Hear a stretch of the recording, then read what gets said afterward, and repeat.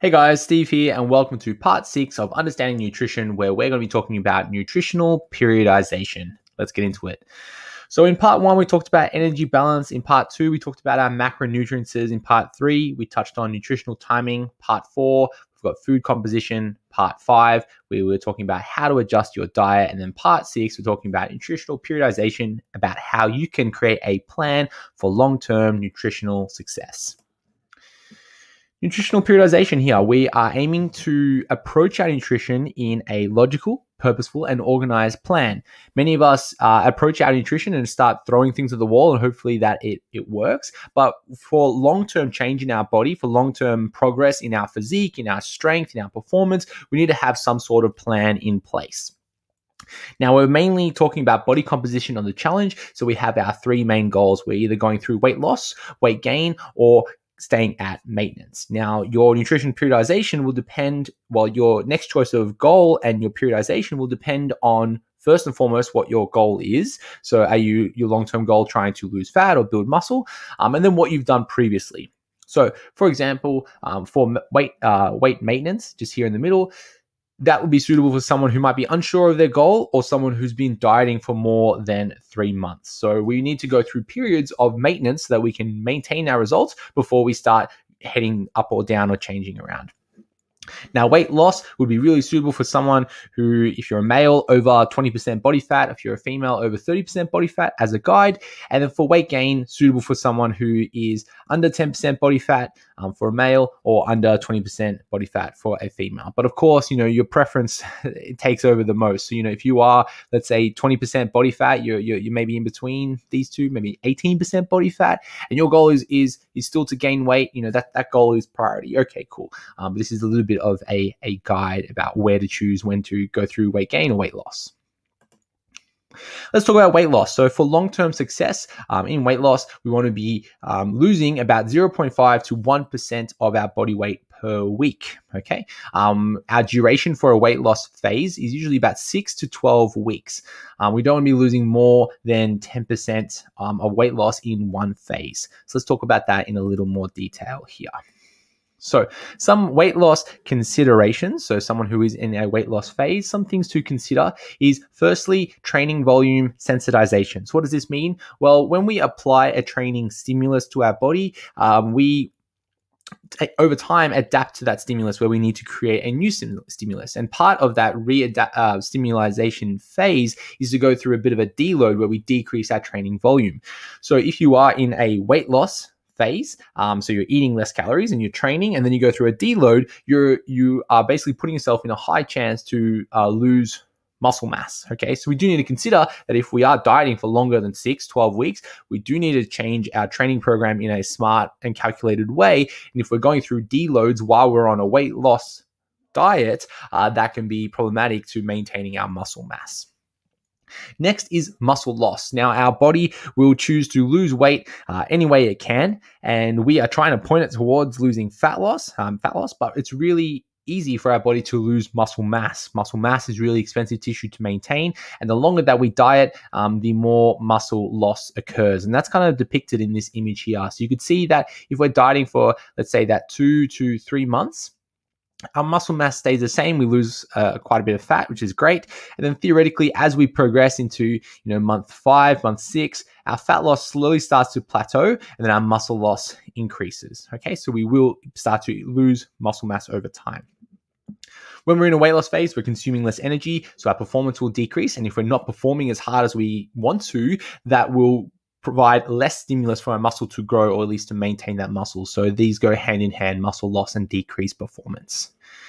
Next would be our health. We know that when we are in an energy deficit, our health slowly deteriorates, and that could be things like poor sleep, poor stress, overall fatigue, and other psychological issues. So they're in a similar category of decreased health. Next, we see a decrease in our metabolic rate and our NEAT, and that's depicted in this image here. So let's say you start your weight loss journey. You can predict your TDEE to be this gray line, and then what your actual TD happens over time is it slowly decreases, and mainly because you're lighter, so you require less energy to move around.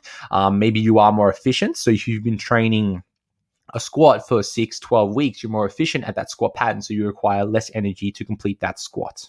Okay, so our predicted TDEE goes down. That's a total daily energy expenditure. That means that our total energy intake will slowly need to decrease so that we continue to see weight loss. Then, of course, we do face other compounding stresses which can influence things like our performance. So if you are feeling lots of stress, lots of hunger, lots of fatigue, you're not training very hard while you're in an energy deficit, so you're losing more muscle, and then we're kind of in this category here where it's just one after the other going down. So we don't want to be losing too much too quickly. If we're losing a small amount, so let's say that 0.25%, that could be not psychologically rewarding. So if you're losing 100 grams a week, that might not, give you that motivation to keep going. If you're losing more than that 1%, maybe that 2% body weight per week, that's a higher chance that you are losing this muscle mass here, which we don't want to be losing. And of course, we don't want to be losing more than 10% in one weight loss phase before we go through a bit of a refeed or recovery diet, and then get back to maintenance before we try another phase of dieting. For weight gain, we want to be considering our starting point. Optimally, we're around this 10 to 20% for guys, and about 15 to 27 or 30% for females. We want to be gaining at a little bit of a slower rate than we're losing in that weight loss phase, so 0.25 to 0.5% per week, because if we're gaining too quickly, it's a high chance that we are gaining body fat, and too slowly, there's a high chance that we're just not really going anywhere. We're just treading our feet, treading water. Duration, 6 or even longer to 18 weeks. So we can go for a little bit longer in this weight gain phase, and then no more than 10% of your body weight gain in one phase. Let's talk about some considerations. So firstly, again, that training volume sensitivity. So if you are eating at a surplus, you're training, that training stimulus slowly decreases over time in that repeated bout effect. Then what happens is that you'll need to resensitize. You go through a deload. We're in this energy surplus. So that means that we're a higher chance of gaining fats. Okay. That is kind of depicted here in this image here. So as we progress, we gain lots of muscle in this first phase. We're really sensitized to the training stimulus, and then it kind of plateaus over time. So any weight gain further is higher chance that it's fat rather than muscle. We do face some problems when we increase our fat mass, such as a decrease in range of motion when we're exercising. If you've got big legs, big hips, and a big belly while you're trying to squat, you might not be able to get as deep as if you were leaner, and then decrease speed as well. So you might not be able to move as quickly through some certain exercises, which could decrease your performance.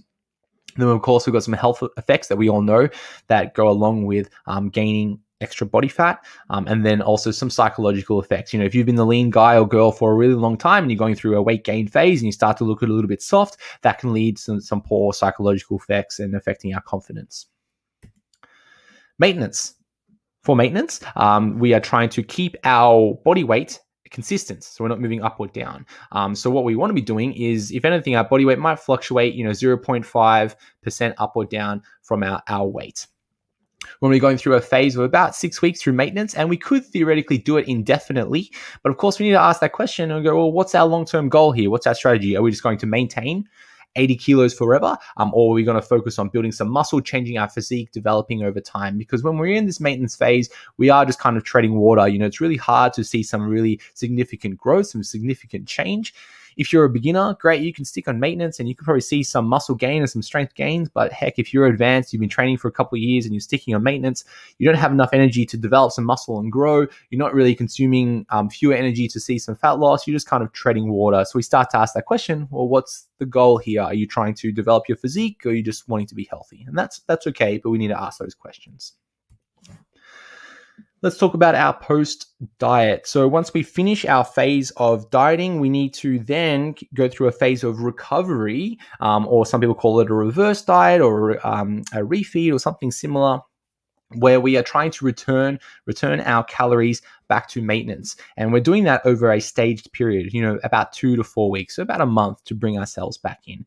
Now, this image here kind of depicts it, where when we're on a fat loss diet, over time, our hunger increases, our fatigue increases, and then our overall metabolism and our NEAT decreases. So when we have lots of this hunger and fatigue, oh gosh, you are, craving that cookie, you are making poor decisions because you're fatigued, you're tired, and you want those foods. There's a high chance of binge that can happen when we're in this area here.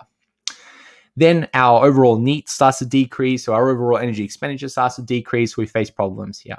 Now, the aim of that recovery diet is to try to bring ourselves back to that maintenance level. So to bring us back to normal, bring us back to that homeostasis. So it can take that 2 to 4 weeks, but that's okay because we are slowly increasing our calories back to maintenance. Or if you're in a bulking phase or a muscle gain phase or a weight gain phase, we are slowly decreasing our calories back to maintenance over that 2 to 4 weeks, allowing our body to kind of normalize over that time.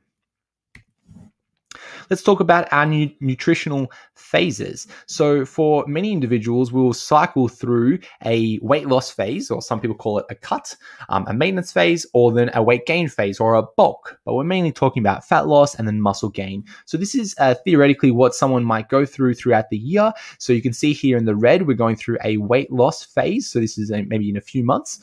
So that January, February, March, we've got 12 weeks here of dieting. Then we're going through a maintenance phase. Then we're going through a weight gain phase, a little bit longer than our dieting phase. Then we're going through maintenance, and then we're cycling back to a weight loss phase. So this could be an example over a 12-month period. And then of course, if we're starting again, you probably start off with a maintenance before we move into a weight loss. Now this of course isn't hard and fast, but if you've been dieting for longer than 12 weeks, we do need to kind of go through this maintenance phase.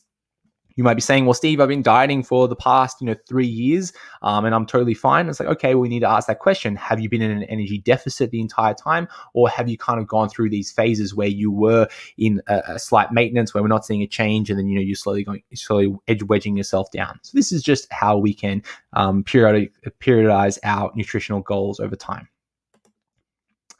So some practical applications. We want to use a structured approach to nutrition to build our physique. We want to try to develop our physique. We're trying to build some muscle, build some strength, build our performance while also staying lean.